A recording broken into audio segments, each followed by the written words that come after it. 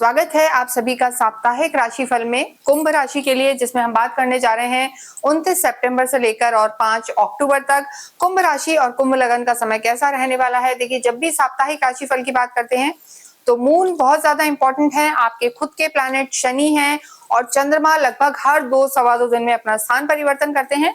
इस बार अगर हम देखें इस वीक में, तो जो चंद्रमा की स्थिति है, चंद्रमा सबसे पहले रहेंगे धनु में, उसके बाद मकर में और फिर कुंभ में रहेंगे। यानी जो वीक का लास्ट डे होगा, लगभग 2-3 दिन जो होंगे, उसमें चंद्रमा आप ही की राशि में रहेंगे, राहु के साथ ग्रहण योग बनाएंगे।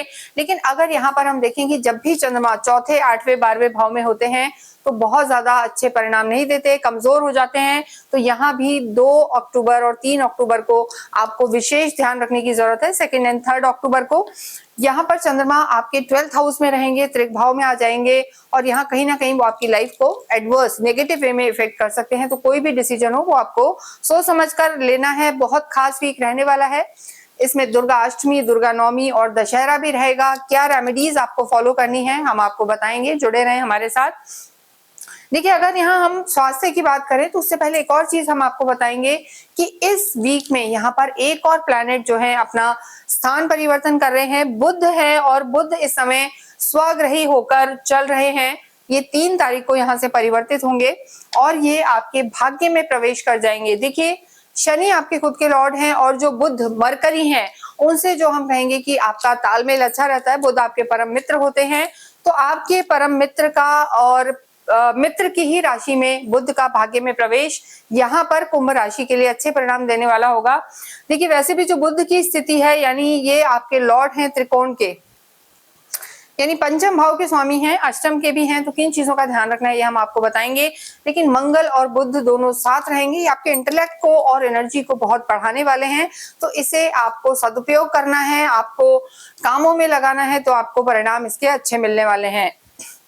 स्वास्थ्य की अगर हम यहाँ बात करें सबसे पहले, तो देखिए सूर्य बुध, जैसा हमने बताया, बुधादित्य योग बना हुआ है। शनि और सूर्य एक दूसरे के सामने है। 7.5 का लास्ट फेज चल रहा है। हालांकि जो लास्ट फेज है ये इतना बुरा नहीं जाता और कुंभ के लिए इतना बुरा नहीं है। हमने एक इसके लिए वीडियो भी बनाया, आप जाकर उस पर देख सकते हैं कि क्या क्या 2.5 साल में आपके साथ होने वाला है। वो बहुत ज्यादा इंपॉर्टेंट है।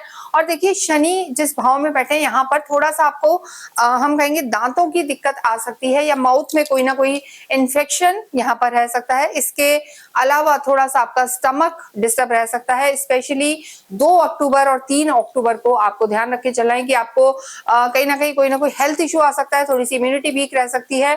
इन 2 दिनों में ध्यान रखें, बाकी और ये वीक आपका ठीक रहने वाला है। देखिए, 3 के बाद वैसे भी चीजें ठीक होंगी। जो बुध हैं आपके भाग्य में आ जाएंगे और ये यहाँ पर आपके लिए सपोर्टिव रहने वाले हैं। ये गोचर है आपकी खुद की कुंडली में, बुध कैसे हैं, शनि कैसे हैं। अगर शनि खराब है तो डेफिनेटली आपको थोड़ा सा दिक्कत आ सकती है, लेकिन शनि बुध आपकी कुंडली में अच्छे हैं तो चीजें यहाँ पर ठीक रहेंगी। यहाँ हम बात करेंगे आपकी लव लाइफ के बारे में। देखिए, जब भी लव लाइफ की बात करते हैं तो 5th हाउस को देखा जाता है, पंचम को देखा जाता है और यहाँ के आपके जो लॉर्ड हैं बुध है, जैसा हमने बताया कि 3 तारीख से बुध की स्थिति आपके लिए बहुत बेटर होगी और 2 और 3 को वैसे भी चंद्रमा भी ठीक नहीं है। तो जो आपकी लव लाइफ में अगर कोई भी इशू चल रहा है तो आप मान के चलें कि 3 तारीख से वो सुधर जाएगा, सॉर्ट आउट हो जाएगा और आपकी लव लाइफ का कोई भी इशू है वो दूर होगा। कहीं ना कहीं कोई भी परेशानी जो चल रही है वो दूर हो जाएगी। उससे पहले यानी 29-30 से पहले आपको किसी भी तरीके के आर्ग्यूमेंट्स में नहीं जाना है, संभल के रहना है और फिर ऑटोमेटिक जो सेकंड हाफ है वो आपके लिए खुशखबरी लेके आएगा। जिनकी कोई लव लाइफ नहीं है, लोग अकेले हैं या कुछ कहीं ब्रेकअप हो चुका है, तो आप मान के चलें कि उसके बाद या तो आपका पुराना जो भी प्यार है, दोस्त है, वो वापस लौट के आएगा या कोई ना कोई आपकी लाइफ में एंटर भी करेगा। मैरिड लाइफ की अगर हम बात करें तो देखिए, वैवाहिक जीवन के लिए 7th हाउस को देखा जाता है, 7th हाउस को देखा जाता है। यहाँ जो आपके लॉर्ड हैं सूर्य है और सूर्य इस समय आपके 8th हाउस में बैठे हैं। देखिए, स्पाउस को लेके, मैरिड लाइफ को लेके हम जरूर कहेंगे राहु और केतु, यानी राहु आपकी खुद की कुंडली में है, आपके हाउस में है और केतु आपके जो स्पाउस है उनके हाउस में है, शुक्र के साथ हैं। आपके स्पाउस के प्लैनेट, वैवाहिक जीवन के प्लैनेट आपके अष्टम में चले गए हैं, तो वैवाहिक जीवन यहाँ पर अच्छा नजर नहीं आ रहा है। या तो जो आपके स्पाउस हैं उनसे आपका कोई ना कोई झगड़ा हो सकता है, विरोधी स्वभाव रह सकता है और दोनों में तालमेल नहीं बैठेगा। दूसरी जो चीज है, अचानक से हेल्थ इश्यूज आ सकते हैं किसी भी एक को, चाहे हस्बैंड हो या वाइफ हो, जिनकी भी कुंडली है अपोजिट जो भी आपके हैं उनके स्वास्थ्य का भी ध्यान रखना है।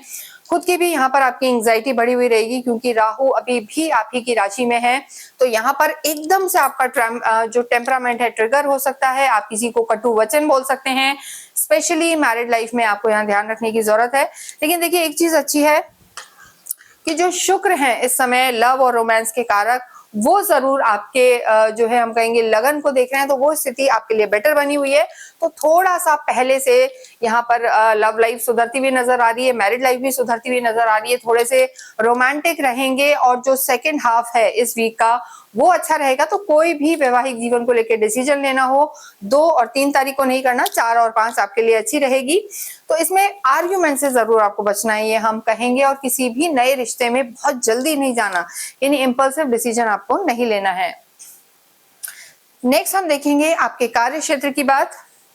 देखिए कार्य क्षेत्र की बात जब भी करते हैं तो 10th हाउस को देखा जाता है, मंगल यहाँ के लॉर्ड हैं, और देखिए मंगल इस समय भाग्य में बैठे हैं। 10वें घर के स्वामी का भाग्य में बैठना एक अच्छा प्रबल राजयोग बनाता है या राजयोग के समान बनाता है, क्योंकि देखिए अगर ये दोनों इंटरचेंज होते हैं तो और भी अच्छा रहता है, लेकिन यहाँ आपके कर्म क्षेत्र के लॉर्ड जो हैं आपके भाग्य में बैठ गए हैं, तो काफी एनर्जेटिक फील करेंगे, उत्साह रहेगा आपको काम करने के लिए। और अगर आप किसी भी रूप में प्रॉपर्टी से रिलेटेड कोई काम करते हैं, रियल एस्टेट का काम है, आर्मी में है, पुलिस में, स्पोर्ट्स से रिलेटेड कार्य है, तो यहाँ पर फायदा होगा।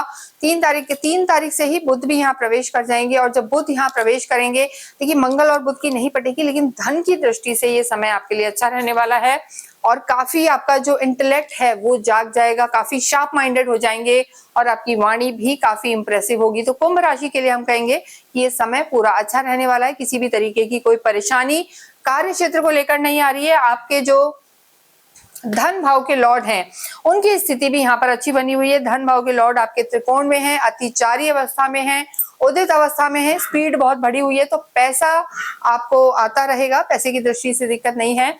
और हो सकता है कोई पुराने करे हुए इन्वेस्टमेंट आपको 4 या 5 तारीख को एकदम से कोई गुड न्यूज दे सकते हैं वेल्थ के हिसाब से, फाइनेंस के हिसाब से। तो कुंभ राशि को सबसे ज्यादा ध्यान देना है अपने वैवाहिक जीवन पर, अपनी हेल्थ पर, अन्यथा बाकी जो आपका चार्ट है वो बेहतर बना हुआ है। अगर हम बात करें आपके भाग्य की और अध्यात्म की, तो जैसा मैंने बताया आध्यात्मिक आप होते हैं, त्रिकोण में आपके गुरु हैं जो दूसरे त्रिकोण को देख रहे हैं, तो धार्मिक दृष्टि से, अध्यात्म की दृष्टि से समय आपका अच्छा बना हुआ है। धर्म अध्यात्म यहाँ पर बढ़ेगा, दोनों धर्म त्रिकोण आपके एक्टिव रहने वाले हैं, और भाग्य भी यहाँ पर प्रबल रहेगा, क्योंकि जो आपके भाग्येश हैं शुक्र हैं, और इस समय आपके पत्नी घर आपके कर्म क्षेत्र में बैठे हुए हैं। और देखिए शुक्र और बुध आपके यानी शनि के परम मित्र होते हैं, तो दोनों की स्थिति आपके लिए बेटर रहेगी। तो कुंभ का ये जो वीक है एक्वेरियस का, ये धीरे धीरे अब आपका समय सुधरता जाएगा, चीजें आपके लिए अच्छी रहेंगी। और देखिए नवरात्रे भी चल रहे हैं, तो हम आपको यही कहेंगे कि अष्टमी और नवमी को यानी 30 और 1 तारीख को आपको अवश्य ही यहाँ पर ध्यान रखना है कि माता जी को, देवी को नारियल का भोग लगाना है और हलवे का भोग लगाना है, और छोटी छोटी कन्याओं में उन्हें डिस्ट्रीब्यूट करना है। जितना हो दुर्गा चालीसा का पाठ करें, वो आपके लिए अच्छा रहेगा, क्योंकि वीनस एक ऐसे प्लैनेट हैं जो आपके सुख भाव के भी लॉर्ड हैं और आपके भाग्य के भी लॉर्ड हैं। तो देवियों का सम्मान करें, फीमेल्स का सम्मान करें और देवी की आराधना करें, दुर्गा चालीसा का पाठ करें, और छोटी छोटी कन्याओं को कुछ ना कुछ मीठा प्रसाद आप बांटें। इसके साथ हनुमान चालीसा का भी पाठ करें, तो ये समय आपका अच्छा रहने वाला है। इसके साथ ही इस वीडियो को हम विराम देते हैं। कमेंट बॉक्स में आप अवश्य ही ओम शम शनिश्चराय नमः लिखें। Thank you.